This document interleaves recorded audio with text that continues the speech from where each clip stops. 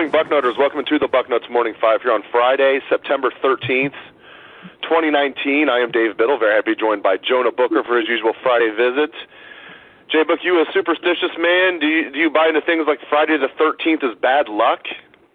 I'm not buying it because I think this is a well-prepared football team, a very disciplined football team, and when it comes down to it, it's going to come down to execution and who's going to be the most prepared football team. So I'm not necessarily a superstitious guy when it comes to Friday the 13th because I think this team will be ready to play.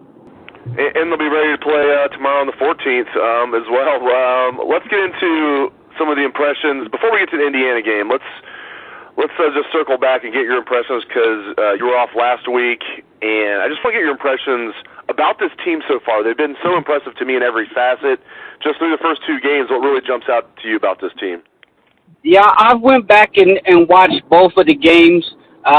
Just, as the game is going on, you're reacting and just going back and rewatching things. I have to say I am thoroughly impressed with this football team. It's just a different product. I had tweeted out earlier this week after rewatching the Cincinnati game, the product just looks different. It's more crisp. One thing that really stands out to me is the lack of penalties. It's a very disciplined football team. It's amazing. This football team, after two games, it's an early sample size, but they're only averaging 27 yards a game in penalties, way down compared to years past, whereas Ohio State last year was averaging, almost 70 yards a game. They were ranked 124th, I believe, out of 130 teams when it comes to penalties. So just seeing how disciplined this team is playing, and they're fun to watch. You have a lot of explosive guys, maybe not as fast on the perimeter as you saw last year with Terry McLaurin and Dixon and Paris Campbell, but overall, very good football team, well coached. I think if they can continue to build on their confidence, continue to play hungry, and continue to be disciplined, this team has a shot to run the table here. Justin Fields, to me, JBook, looks like he's ahead of the curve. I think that's putting it mildly. I mean, I expected him to be good, but he's been a lot better than that. I mean, I know it's early, but just your thoughts on Jay Fields so far. He's looked really well. I mean, if you look at the last two games, one thing that really stands out to me is his command of the offense. He's making great decisions with the football. His legs are the X factor, like Ryan Day said. He's getting Ohio State out of trouble with his legs at times, and other times he's throwing the football away. I know in Cincinnati he did take one bad sack, not get rid of the football, but he'll learn for that. But overall, you have to be really excited. I know Pro Football Focus came out and said pretty much if you look at the catchable balls and the adjusted completion percentage, he's leading the country in that category, which is a huge testament to not only Ryan Day, but I think a lot of credit has to go to Mike Yurcich. I know Ryan Day earlier this week gave him a shout-out and said the job that he's done with Justin Fields and helping to develop his game and really cleaning up his mechanics and slowing the game down for him can't be understated because he's done a remarkable job. As Ryan Day was talking about on his coach's show yesterday, it's not really a call-in show. They're at least taking listener questions, but it's via social media now. Nothing wrong with that. Then they can just kind of control it better, and the listeners still get their questions in. But one was about all the talent in the back end. Even a guy like Shaun Wade doesn't get talked about enough. We've talked about this a lot. How it's you got a 5-star guy like Shaun Wade that he doesn't get lost in the shuffle because everybody knows how great he is. But you got Jeff Okudah who's projected as a first-round pick. You got down the defensive line a ton of guys that are just really good, especially obviously Chase Young, who looks like he's going to be like a top 3 pick in the draft. Jordan Fuller, captain at safety back there. But Shaun Wade's a guy that continues to stand out, and he can do so many things, JBook. Shaun Wade is a big-time, prime-time player there. He always makes plays. He's consistent when it comes to making plays. He has the long length to really give you that wild card type of player because he can play on the inside. He can play on the outside. He can blitz the quarterback. He can play on the back end. And when you have a utility player like that, it really, really allows you to be flexible on the defensive side, because there's not many guys in college football that can play the way Shaun plays. He reminds me of a longer Honey Badger type of player. If you remember Honey Badger when he was at LSU in his prime with the Arizona Cardinals, he was able to move around a lot. And because of that, it allows the defensive scheme to fluctuate accordingly. And then you mentioned Jeffrey Okudah. I love the way he's coming up and tackling. He's coming up, he's wrapping up with his head up, he's seeing what he's tackling, and he's attacking the ball carrier like a guy that's being shot out of a cannon. And the defense, to me, has been really impressive. They've been gap sound. Guys are flying to the football. The pursuit to the football has been outstanding. And it's just a simple thing from this defensive coaching staff, is just making sure that guys are being lined up correctly and guys understand their fits.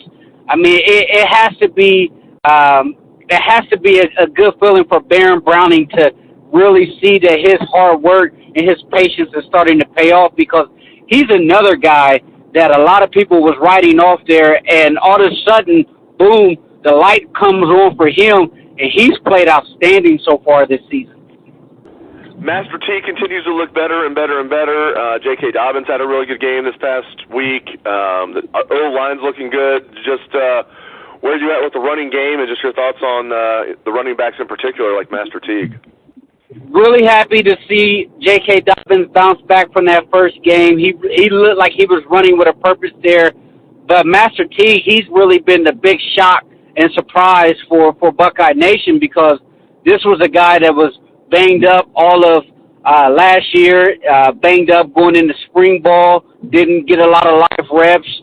They said he was nicked up quite a bit in fall camp and didn't get a lot of live reps. And he looks like a untamed bull right now when it comes to running that football. The one thing that you really love about Master Teague is he's consistently falling forward. He hits the hole hard. He showed some lateral quickness that I didn't know that he had, and he's consistently falling forward with the football. And I think he's a great compliment to J.K. Dobbins, but he's also a bigger back, a different back than DeMario, and I think all three guys have a different skill set, but I really, really like the way Master Teague is running the football. All right, Buckeyes Hoosiers tomorrow, high noon, Ohio Stadium West, a.k.a. Memorial Stadium in Bloomington. Just how do you see this one playing out? Any concerns at all? No concerns for me. Obviously, Ohio State has had a history of walking into Bloomington, and the game has been a little bit closer than what we like. But I think in this instance, I think Ohio State is playing with a chip on their shoulder. I'm looking for Ohio State to roll big here. If they can just play with that sense of urgency, don't have those lax moments like they had in the first game against FAU, I think Ohio State wins this game by 21, running away and looking for a big-time win on the road for this young ball club. Another guy I want to talk about before I let you go, because we're talking about all those guys that are standing out. There's a lot of consternation in Buckeye Nation about the linebackers last year, and I think overall they're playing well this year. And one guy who's just a complete beast is Malik Harrison. I mean, he is. Just certain guys are just like, yep, that's NFL right there. That's NFL. I mean, he is. You watch him, and I'm like, yep, NFL. I just curious to get your thoughts on Malik Harrison and what you're seeing from him. The biggest thing that I've noticed from Malik Harrison is just he's unleashing that God-given talent, because it's always been there. He's flashed under Billy Davis, but under Al Washington, what you're seeing is a guy who is reading and reacting, and he's playing fast. And whenever you can have that confidence that you're trusting your eyes and you're reading your keys, then the game slows down and you're able to just unleash that natural talent. And that's what you're seeing out of Malik Harrison. Go back and watch that Cincinnati game and some of those plays that he was making behind the line of scrimmage. It's 1-2, boom, and he was off and running, coming downhill with his hair on fire. And that's what you want to see from him. And you mentioned it, he's NFL written all over him, absolute freak. The guy is out there doing backwards and 360 dunks as a linebacker. And when you see him on the field, that athleticism is translating to his game. But you have to give Al Washington a lot of credit here because he's playing control. Some guys, they're freak athletes and they're athletic and they just get out there and they rely on that athleticism.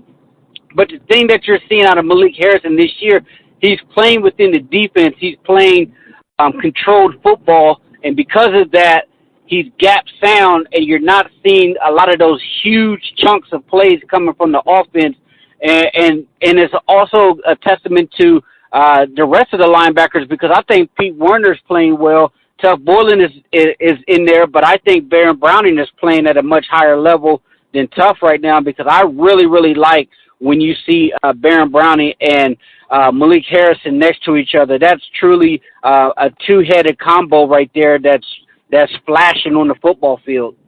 Great insights, as always, from Jonah Booker. Really appreciate it, JBook. And thanks to all the listeners out there for tuning in to the show. Hope everyone enjoys the game tomorrow. Everyone has a great weekend. Let's hear that Buckeye swag, best damn band in the land.